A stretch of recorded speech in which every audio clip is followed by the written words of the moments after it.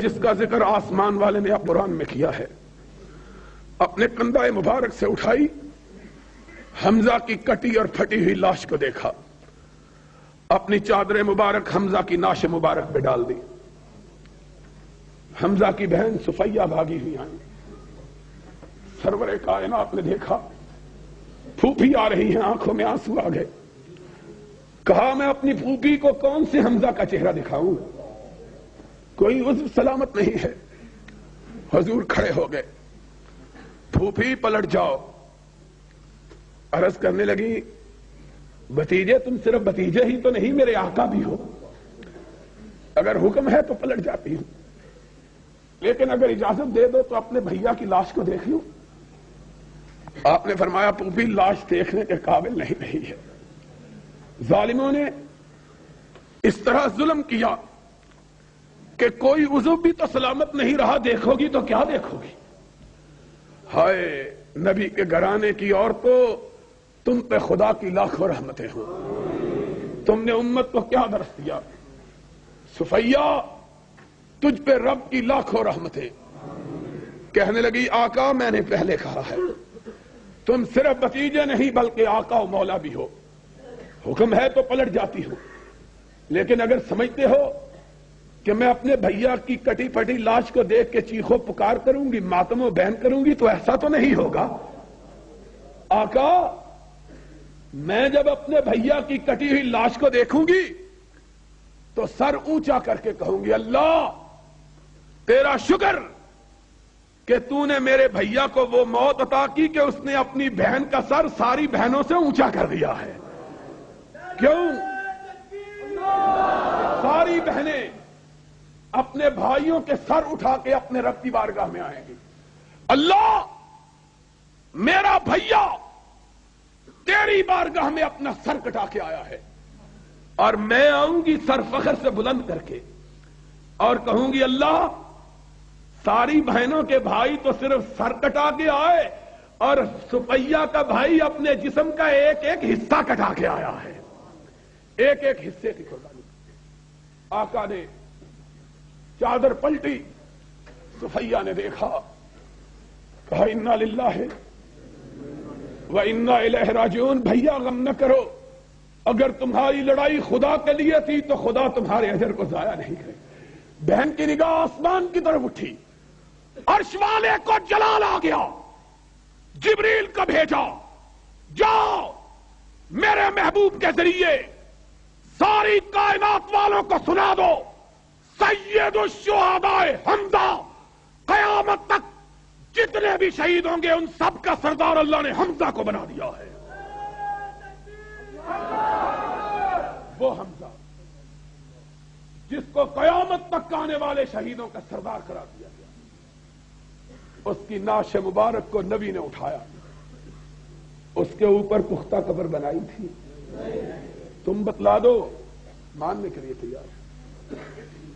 نبی کے 4 بیٹے نبی کی زندگی میں فوت ہوئے، آخری بیٹا ابراہیم کہ ناز کی ان کے لب کی کیا کہیے، ایک پنکھڑی گلاب کی سی تھی وہ ابراہیم، کہ جب فوت ہو گئے ان کی بہن نے ان کو اپنے ہاتھوں میں اٹھایا، اتنے نازک تھے کہ حدیث پاک میں آیا ہے نبی جو کبھی جذباتی نہیں ہوئے تھے اس وقت جذباتی ہو گئے۔ فرمایا رفقن بالقوارین، میری بیٹی میرے پھول کو آرام سے اٹھانا، کہیں تیرے ہاتھوں کی لمس سے مسئلہ نہ جائے۔ اتنا نازک ابراہیم، اس ابراہیم کی لاش کو حضور نے اپنے ہاتھوں پہ رکھا، بڑھاپے کا آخری بیٹا، لبوں پہ الفاظ ہے انا بفراقک یا ابراہیم لمحزونون رضینا بقضاء اللہ ما نقول الا ما یرضی اللہ۔ ابراہیم تیری جدائی کا غم تو بہت ہے، لیکن تیرے باپ کی زبان سے صرف وہی لفظ نکلے گا جو رب کو پسند ہو، اور کوئی نہیں۔ آنکھوں سے آنسو موتیوں کی طرح گر رہے۔ سرور کائنات کو روتے ہوئے صحابہ نے دیکھا، کوہرام مچ گیا۔ ایک صحابی ڈرتے ڈرتے آگے بڑھا، اس نے کہا یا رسول اللہ اس مسکراتے ہوئے چہرے پہ آنسوؤں کی لڑیاں، آپ بھی رو رہے ہیں۔ آپ نے فرمایا ساتھی یہ میرے جگر کا ٹکڑا تھا جو مجھ کو چھوڑ کے اپنے رب کے پاس چلا گیا ہے، اور انسان یہ خون اور گوشت کا پتلا یہ غموں سے متاثر ہوتا، خوشی سے متاثر ہوتا ہے، لیکن زبان سے شکوے اور شکایت کی لفظ مومن نہیں نکالتا۔ یہ حضور کی حالت، اٹھایا بیٹے کو قبرستان میں دفن کیا، جاؤ بخاری شریف، مسلم شریف، ترمذی، ابو داؤد، نسائی، ابن ماجہ، مسند احمد، موطا امام مالک، حدیث کی ساری کتابیں اٹھاؤ، صحابہ سے کوئی ایک روایت مت لاؤ کہ کسی نے کہا ہو جہاں حضور نے اپنے بیٹے کو دفن کیا کسی کو اس کی قبر معلوم بھی تھی کہ نہیں تھی۔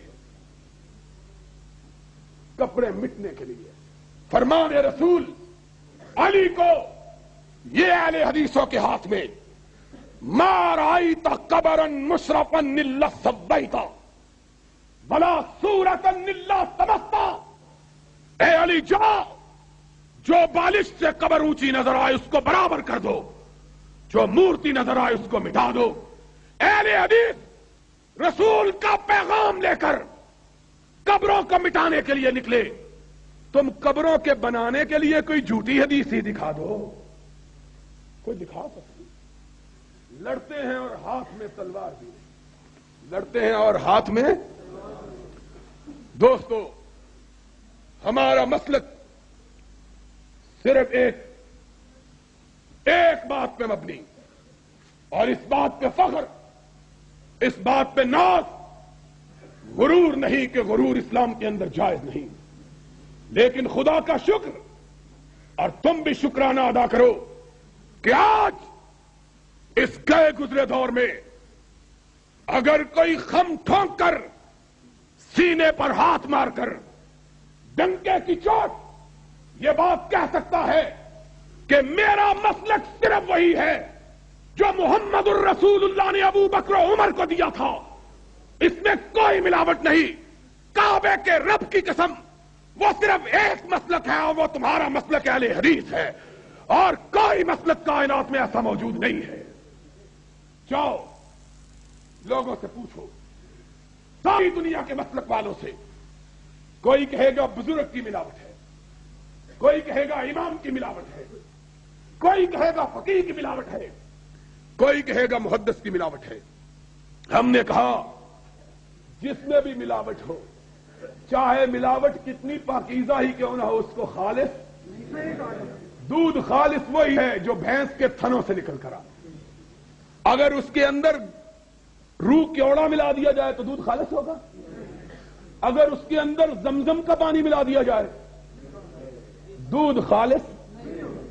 دودھ خالص وہی ہے جس کے اندر کوئی آمیزش نہیں، اور مسلک خالص وہی ہے جس کے اندر نہ کسی امام کی، نہ کسی فقیہ کی، نہ کسی محدث کی، نہ کسی شیخ کی، نہ کسی بزرگ کی، نہ کسی پیر کی، نہ کسی اونچے کی، نہ کسی کالے کی، نہ کسی گورے کی کوئی ملاوٹ نہ ہو، بلکہ بات وہی کہے جو محمد کریم نے کہی تھی، اور وہ کیا ہے؟